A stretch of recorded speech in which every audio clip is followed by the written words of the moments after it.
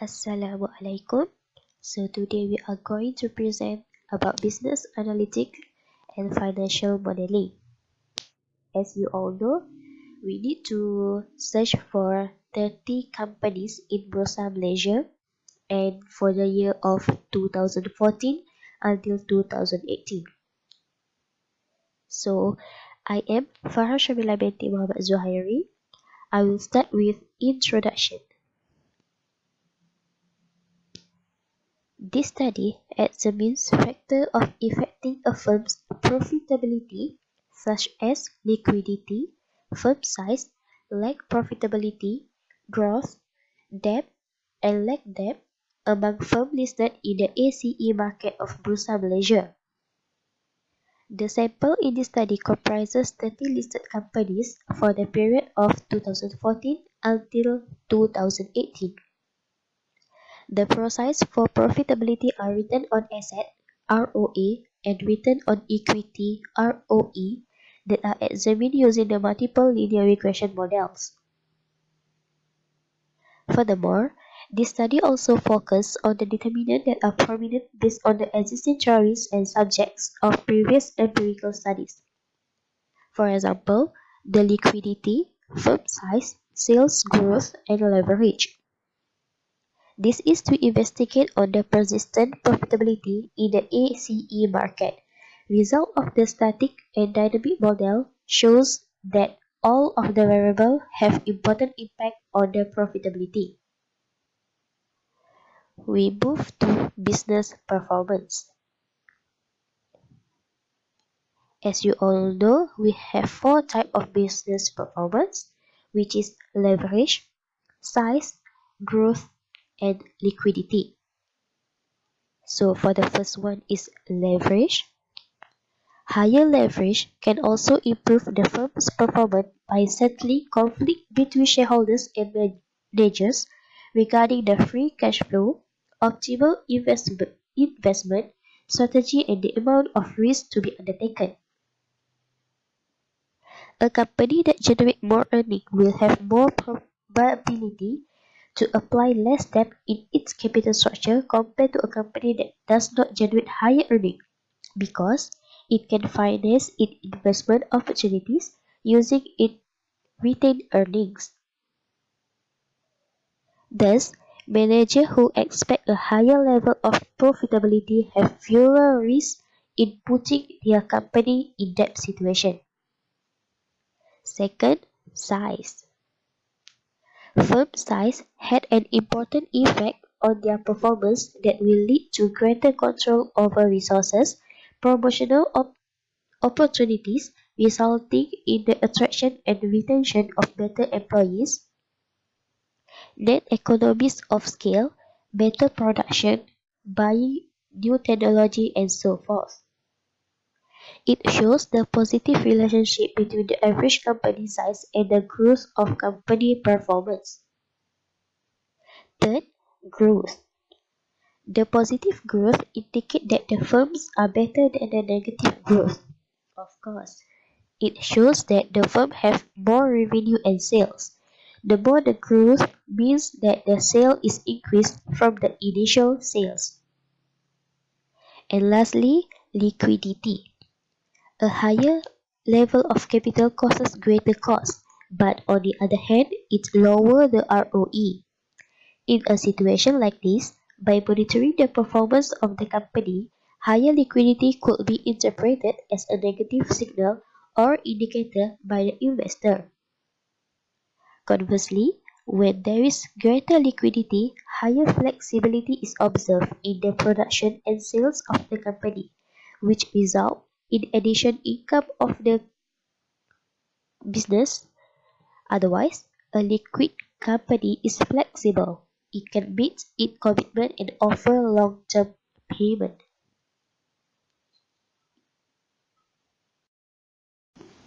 My name is NURSYAZA SHUKRI, and I will continue from what FARHA has explained before.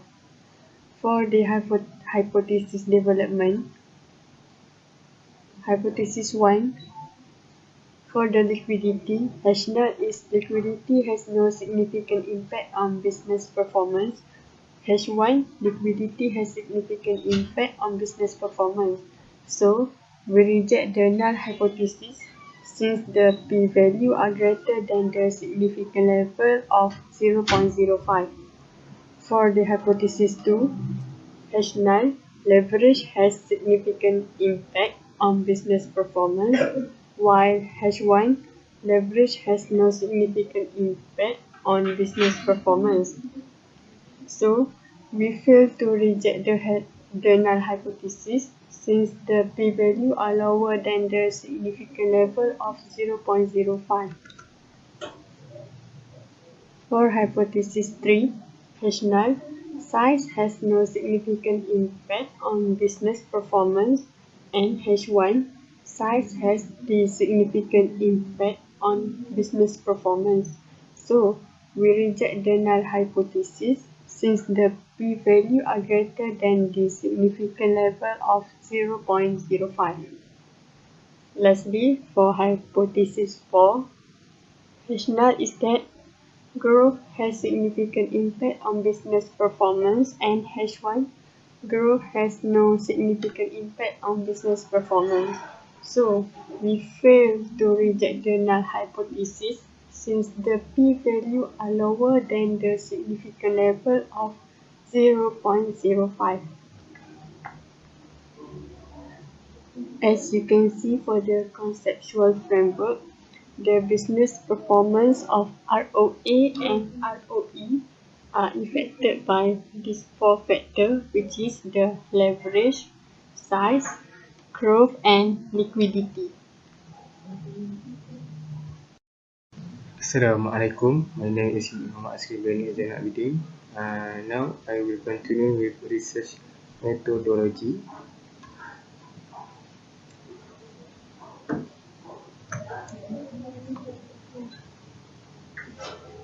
For the measurement of data, for the variable we have ROA, ROE, leverage, size, liquidity, and then fixed asset turnover. For the ROA, stand for net profit or total asset. For the ROE, stand for net profit or total liquidity. For the leverage, total debt or total asset. For the size, return the natural equilibrium of a number. For the liquidity, stand for current asset minus current liability divided by total asset. For the fixed asset turnover, for the measurement is net sale divided by average net fixed asset. Okay, now I will continue with procedure of data analysis. For the descriptive and statistic, max is mean maximum amount or selling. For the mean, to describe an amount which is the smallest that is possible, allowed or required. For the mean, simple or arithmetic average for a range of value or quantity, compute by dividing the total of value by the number of values. For the standard deviation, a quantity expressing by how much the members of a group differ from the mean value of all the group. Okay, for the normality, we have two, Qness and the kurtosis. For Qness, it refers to distribution in a symmetrical bell curve or normal distribution in a set of data. For the kurtosis, a statistical measure that is used to describe the distribution. For the correlation coefficient, a statistical measure that calculates the strength of the relationship between the relative movement of two variables. For the regression, applying multiple linear regression for predicting business performance. As follow, for example, model 1, ROA, and they have their own formula. Also, same goes to model 2. Okay, last, I will continue with hypothesis testing. In order to test the hypothesis, the study will consider p-value approved at 5% of the significant level. In statistics, the p-value is the probability of obtaining the observed result of a test issue, assuming that the null hypothesis is correct. It is the level of marginal significance within a statistical hypothesis that thus representing the probability of the occurrence of a given event. The p-value is used as an alternative to the rejection point in order to provide the smallest level of significance at which the null hypothesis will be rejected. The smallest p-value means that there is stronger evidence in favor of the alternative hypothesis. Yes, that is that's all for me. Thank you. Hi, I'm NATASYA. I'm continuing from the ASRI on finding analysis. For the hypothesis development, for the hypothesis 1, leverage. As you can see, H null, leverage has significant impact on business performance. For the H1, leverage has no significant impact on business performance. We fail to reject the null hypothesis since the p-value are lower than the significant level of 0.05. For the second one is liquidity. For the H null, liquidity has no significant impact on business performance. For the H1, liquidity has significant impact on business performance. We reject the null hypothesis since the p-value are greater than the significant level of 0.05. For the third one is size. For the H null, size has no significant impact on business performance. For the H1, size has significant impact on business performance. So, we reject the null hypothesis since the p-value are greater than the significant level of 0.05. For the last one is the growth. For the H null, growth has significant impact on business performance. For the H1, growth has no significant impact on business performance. As the conclusion, we fail to reject hypothesis since the p-value are lower than the significant level of 0.05. Hi, my name is NURSYAZA IZZATI ZAINURIN. I will explain about the normality.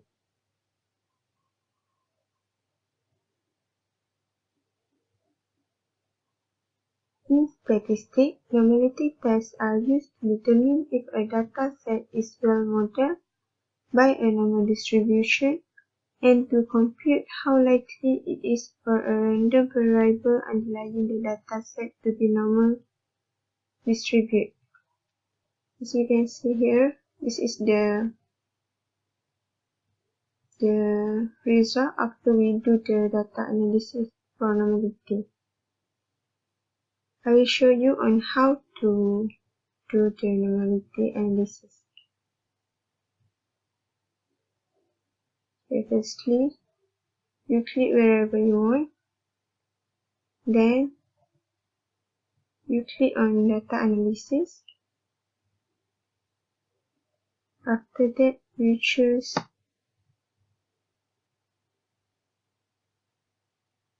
descriptive statistics. So for the input range, I choose all the data from ROA until growth from the top until the bottom. Okay, so don't forget to click on label in first row because we choose the name. After that, choose the new worksheet. Then click OK. So here is the characteristics, cuteness, and also count.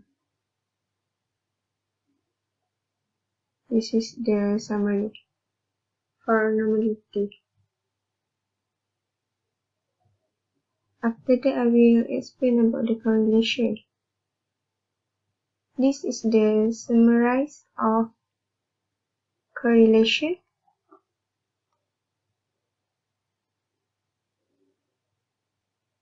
Correlation analysis is a method of statistical evaluation used to study the strength of a relationship between two numerically measured continuous variables. If there is correlation found, depending the numerical values measured, this can be either positive or negative. Okay, this is the summarization. Let me show you how to do the correlation.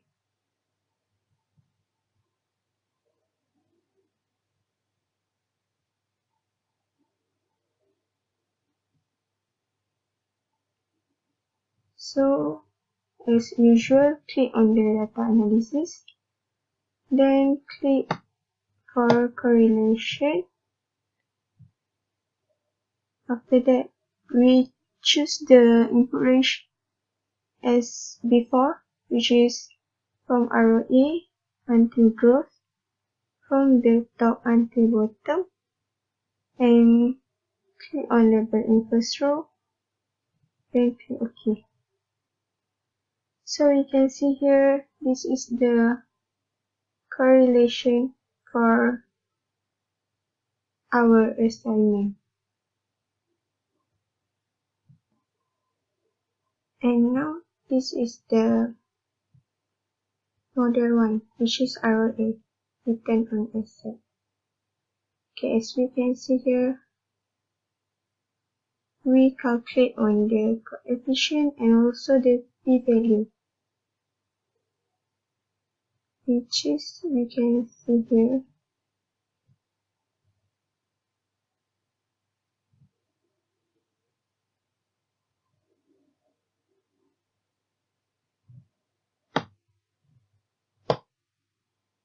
this is what we calculate, and here this is the result. For model 1, the leverage for the coefficient for leverage is here, and the coefficient for liquidity is lower than the coefficient for leverage, while the coefficient for size is here and the growth. The p-value for leverage is significant, while for liquidity and size is not significant. And for growth, it is significant. Assalamualaikum. My name is Sakinah binti Osmalik. So let's continue with model 2, which is the ROE.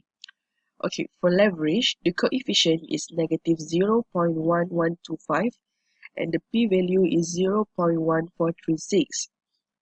For liquidity, the coefficient is negative 0.0405 and the p-value is 0.6048.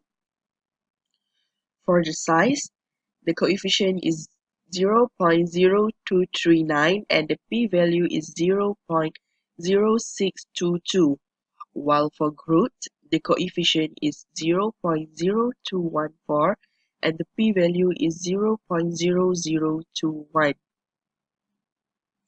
Now, for the hypothesis testing, as the hypothesis testing, we choose the Model 1 because it is more significant compared to Model 2. In ROA, the leverage and growth are significant, which is lower than 0.05 of significant level. For ROE, there is only one significant factor, which is growth. As the conclusion, the results of the dynamic models indicated that company size has a positive significant effect on both ROA and ROE, which may relate to better production, buying of new technology, greater net economies of scale, and smaller bankruptcy costs compared to smaller companies. The significant direct effect from liquidity on ROA supported the idea that high liquidity may be represented as a positive signal. The numeric magnitude of the leverage coefficient was rather more than the other variables.